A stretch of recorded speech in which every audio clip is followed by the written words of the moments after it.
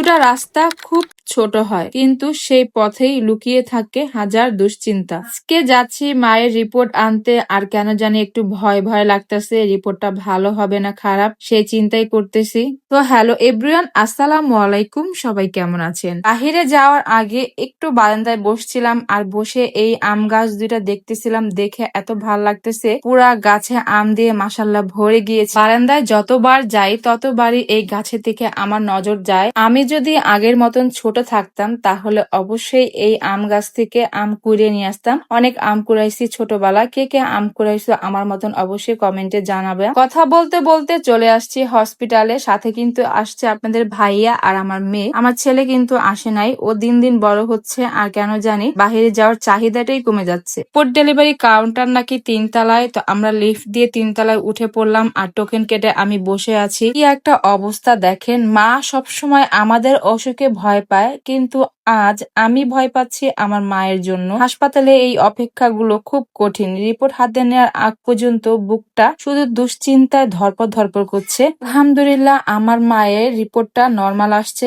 আমি কিন্তু এই রিপোর্টে স্যাটিসফাই না, কারণ আমার মায়ের এই টেস্টটা আমি আরো একটা হসপিটাল করতে দিয়েছি। সেই রিপোর্ট আসা অপেক্ষা পর্যন্ত আমাকে স্বস্তি দিবে না। তো ওই রিপোর্ট আসার পরে হচ্ছে ওনার ট্রিটমেন্ট শুরু হবে। আমার মা এমনিতেই অসুস্থ থাকে সবসময়। আল্লাহর কাছে দোয়া করি মা সব সময় সুস্থ থাকুক, এটাই সবচেয়ে বড় শান্তি আমার। মাশাল্লাহ মাশাল্লাহ, দেখেন বাবা মেয়ের কাণ্ড। মেয়েকে জুতা পরে দিচ্ছে, মেয়েটা এত পরিমাণ দুষ্ট হয়েছে মাশাল্লাহ। সে বারবার পায়ের থেকে জুতা খুলে দিচ্ছে আর তার বাবা পরিয়ে দিচ্ছে। তো আমরা রিপোর্ট নিয়ে চলে আসছি বাহিরে, আর এখানে এসে দেখি ভ্যান গাড়িতে গরমের কাপড় চোপড় বিক্রি করতেছে। তো ওইখান থেকে ছেলের জন্য 2টা প্যান্ট নিলাম। ওর বাসায় পরা প্যান্ট গুলা একটু বড়, আর ও বড় প্যান্ট ছাড়া এখন আর ছোট প্যান্ট পরতেই চায় না, এর জন্য একটু বড় সাইজের প্যান্ট কিনে দিলাম। আর আমি সবসময় গরমের কাপড় চোপড় শীতের কাপড় চোপড় ভ্যান গাড়ি থেকে কিনি, এতে করে রিজনেবল প্রাইসে ভালো জিনিসটা পাই, টাকাটাও একটু সাশ্রয় হয়। আর যেহেতু আমরা মধ্যবিত্ত মানুষ, আমাদের অনেক হিসাব নিকাশ করে চলতে হয়। তো প্যান্ট কিনে আমি মাদলে গিয়েছিলাম, ওইখানে যে কোনো নাস্তা পাইনি।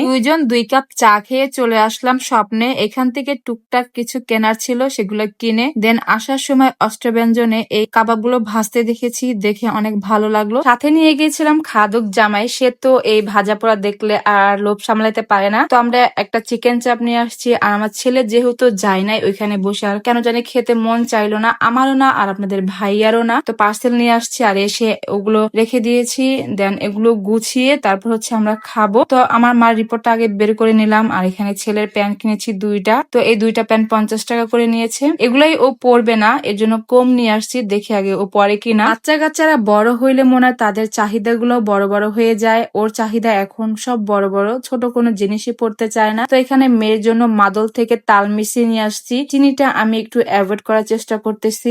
টমেটো সস শেষ হয়ে গিয়েছিল, সেটা নিয়ে আসছি। মেয়ের জন্য একটা নুডলস নিয়ে আসছি। আসলে বাহিরে গেলে খালি খরচ আর খরচ। দিন দিন চাচ্ছি খরচের পরিমাণ একটু কমাতে, কিন্তু আরো বেড়ে যাচ্ছে। আজকের মতন এখান থেকে বিদায় নিচ্ছি। সবাই ভালো থাকবেন, সুস্থ থাকবেন, বেশি বেশি লাইক কমেন্ট শেয়ার করবেন। আল্লাহ হাফেজ।